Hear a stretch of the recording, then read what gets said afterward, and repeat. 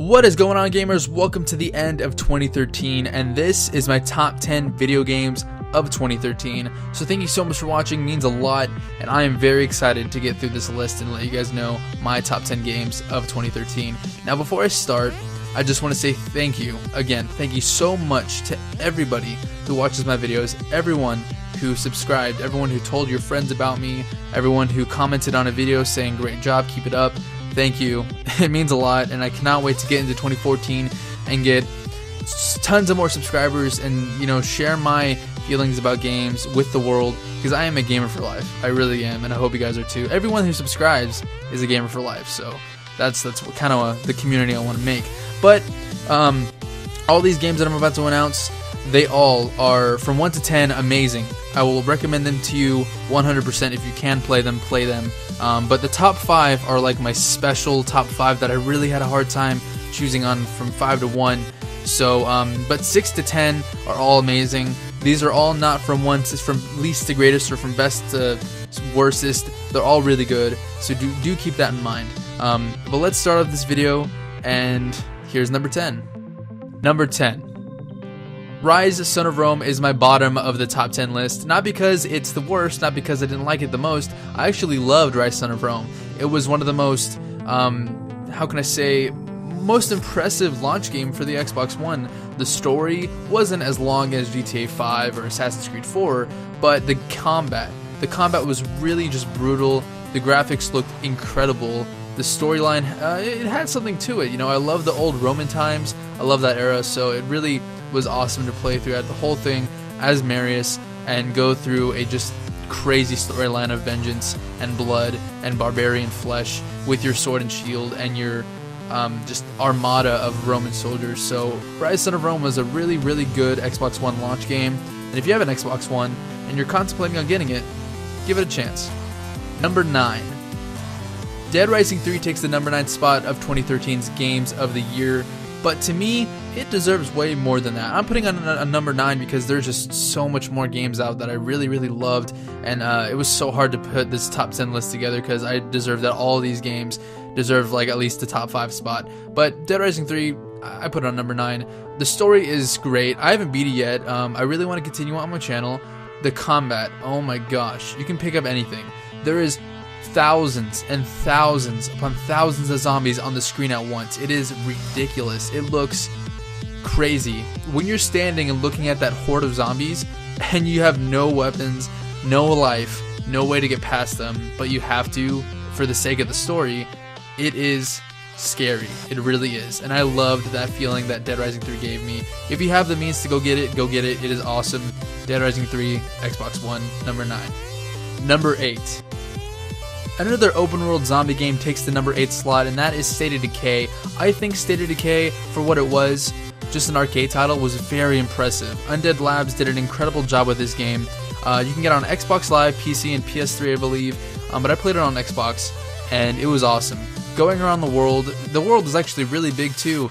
Vehicles are a humongous plus for an open world game full of zombies. There's different types of zombies too. Some are stronger, some are even more dangerous. And the person you play as can die. If you let him die, him or her, you can't get them back. And you have a short amount of time to go get your gear that was dropped by the zombie. And I think you actually turn into a zombie too in the end if you do die.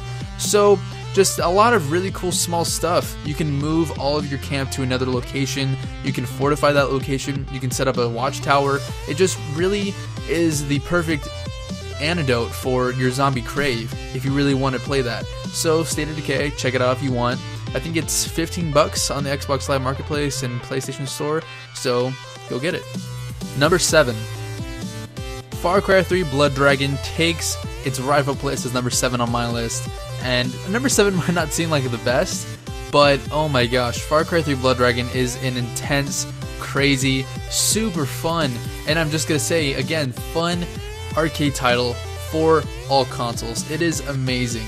I didn't think that this DLC would go over any other game like Call of Duty or Battlefield, but it does. And I will say Battlefield and Call of Duty are not on my list, so this beats that by far. Far Cry 3 Blood Dragon, there's just something about it. It has that cool, funny 80s puns in it. It has a lot of bright neon colors. It has a great, funny story, and the main character Rex Power Cold is just hilarious. All the weapons you get are from Far Cry 3 with a little bit of a Far Cry 3 Blood Dragon twist on it, and it is intense. I love Far Cry 3 Blood Dragon. For an arcade game, they did an incredible job on it. Ubisoft is one of my favorite game developers ever, and they did an incredible job with Far Cry 3 Blood Dragon, one of my favorites of 2013. Number 6. Assassin's Creed 4 Black Flag takes the number 6 slot, and I think it deserves it. But let me just start off by saying Ubisoft really kind of dropped the ball with me for AC3, and I was kind of skeptical that if they were making any more good Assassin's Creed games. When I saw the trailer for 4, I was really kind of skeptical and wondering if it was going to go back to its roots and just be fun and a cool, interesting story.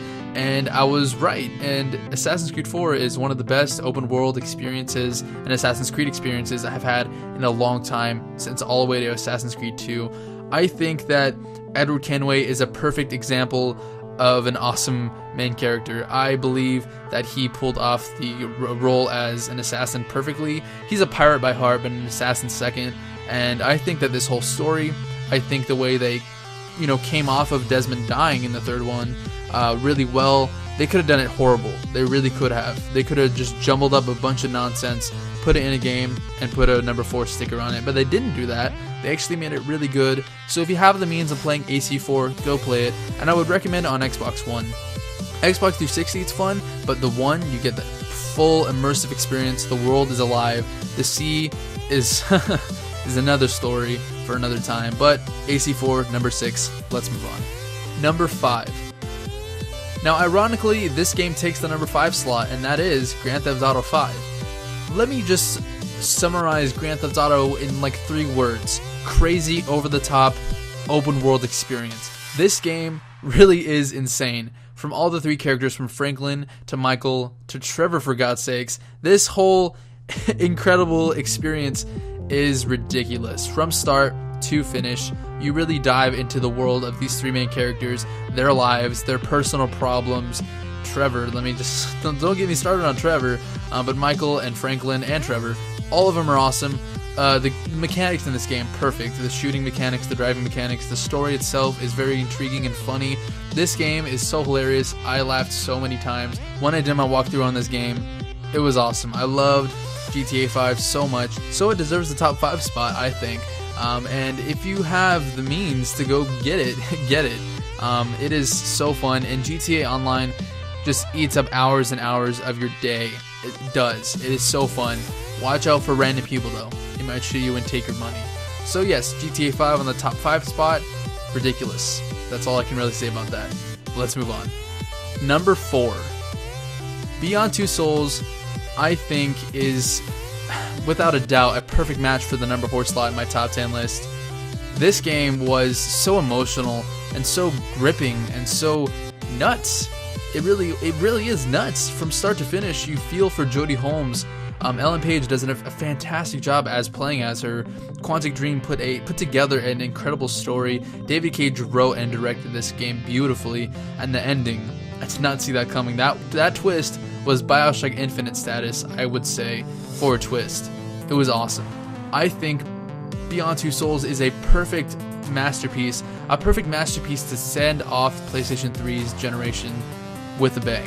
So that is all I have to say about that without spoiling anything else. Beyond Two Souls, number 4. Let's move on. Number 3. Tomb Raider, in my eyes, takes the number 3 spot beautifully. I did not expect anything from this game, to be honest. I thought it was just another game to come out, blah blah blah. People would like it, people would not like it. Then I saw it at my local Redbox. I'm like, alright, I'll rent it. And within 4 days I beat it, and I put up the whole walkthrough on my channel. It is so fun. Go check out my walkthrough. It was probably one of my funnest games I've ever played this year. I love finding a game where you don't think anything of it, then when you play it, it becomes one of your most favorites of all time. That I love when I find games like that.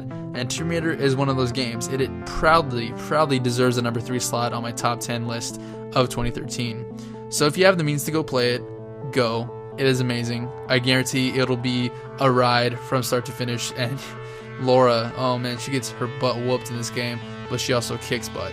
So let's move on. Number 2.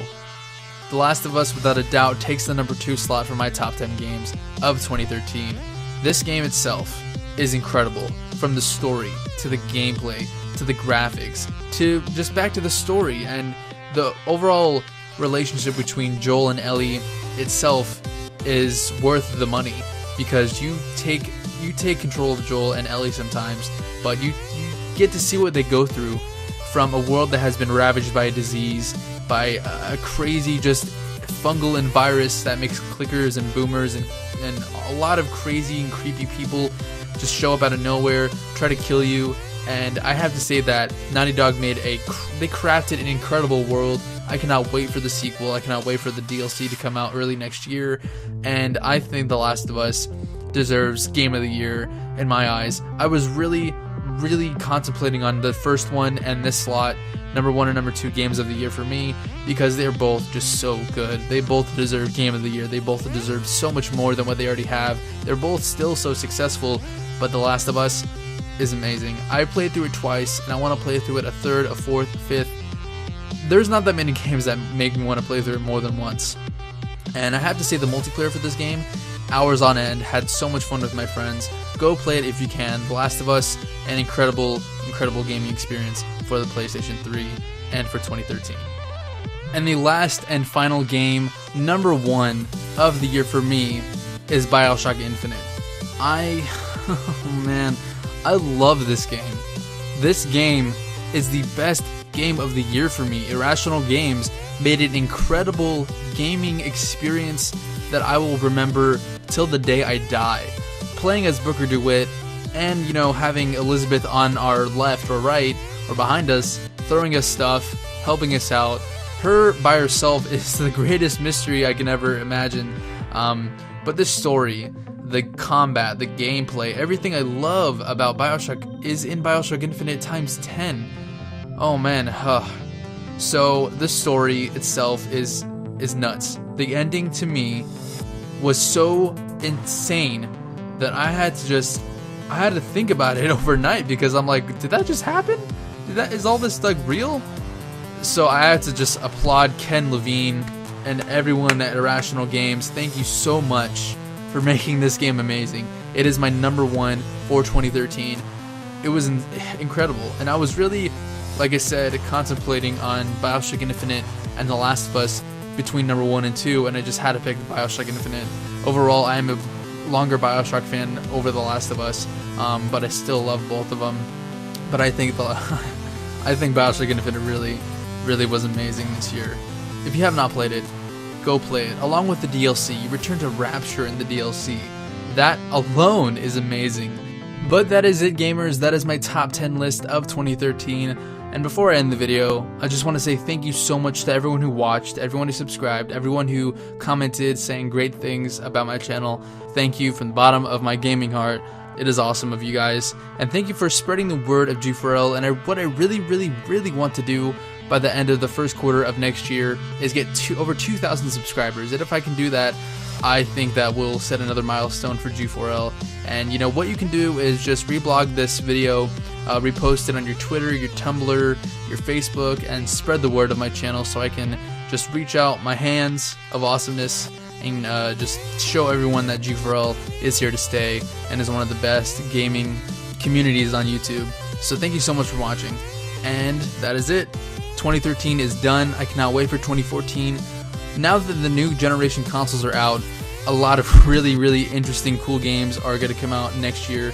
Cannot wait. 2014 is probably going to be one of the biggest of all time on YouTube for my channel, and I cannot wait to just go to every midnight launch, go to every recording session with amazing thoughts and fun in my heart, and I cannot wait to bring it all to you guys day one as it gets released. Until next time, gamers, 2013 is done, and I will see you next time. Until then, peace.